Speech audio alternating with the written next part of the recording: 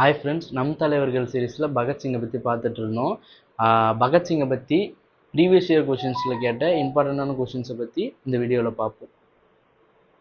First question பார்த்தீங்கன்னா, கீர்த்தி பத்திரிகையின் ஆசிரியராக இருந்தவர் யாருன்னு பார்த்தீங்கன்னா பகத்சிங். கீர்த்தின்னு ஒரு பத்திரிகையை அவர் ஆரம்பித்தார்.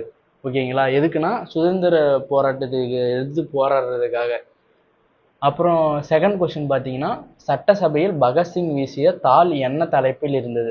சட்டசபையில் அவர் ஒரு தாளை வீசுவார். அந்த தாளில் எந்த தலைப்பில் இருந்ததுன்னு பார்த்தீங்கன்னா, நான் நாத்திகன் ஏன், why I am an atheist அப்படின்ட்டு எழுதி போட்டிருப்பாரு. அப்புறம் பார்த்தீங்கன்னா, பகத்சிங் எந்த வயதில் வீரமரணம் அடைந்தார்? அதாவது ஆங்கிலேயர்கள் அவர் தூக்கிலிடுவாங்க. அவர் எந்த வயசுல தூக்கிலிட்டாங்கன்னு பார்த்தீங்கன்னா 23வது வயசுல. அவரோட 23வது வயசுல அவர் மரணம் அடைந்தார். பகத்சிங் தொடங்கிய பத்திரிகையின் பெயர் என்ன?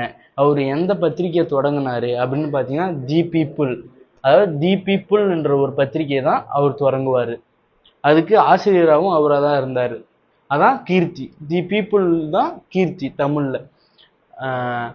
சாண்டர்ஸை கொன்றதற்கு தூக்கிலிடப்பட்ட வீரர்கள் யார்? அதாவது ஜேம்ஸ் ஏ ஸ்காட்டை கொல்றதுக்கு பதில் சாண்டர்ஸை கொண்டுருவாங்க இவங்க பிளான் பண்ணி. யார் யார் அதுக்கு தூக்கிலிடப்பட்டாங்கன்னு பார்த்தீங்கன்னா பகத்சிங், அவரோட நண்பர்கள் ராஜ்குரு, சுக்தேவ், இவங்க 3 பேர் தான் தூக்கிலிடப்படுவார்கள்.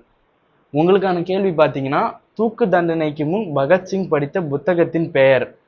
இது கரெக்டான ஆன்சரை கமெண்ட் பண்ணுங்க. யார் ஃபர்ஸ்ட் கமெண்ட் பண்ணுறீங்களோ அவங்களோட கமெண்ட்டை நாங்கள் பின் பண்ணுறோம். தேங்க்ஸ் ஃபார் வாட்சிங். இந்த மாதிரி டிஎன்பிஎஸ்சி ரிலேட்டட் அப்டேட்ஸ்க்கு காம்படிட்டிவ் எக்ஸாம்ஸ் தமிழை சப்ஸ்கிரைப் பண்ணிக்கோங்க.